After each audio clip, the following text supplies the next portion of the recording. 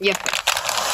לאחר מכן, בעמוד 47, יש לכם משימה B ויש לכם משימה C.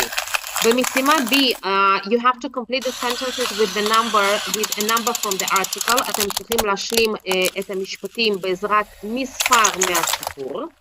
במשימה C, אני רק רוצה לחדד, שלא יהיו לנו אי הבנות לאחר מכן, you have part 1 and you have part 2. תשימו לב בבקשה שהסיפור עצמו מחולק לשני חלקים, חלק ראשון וחלק שני.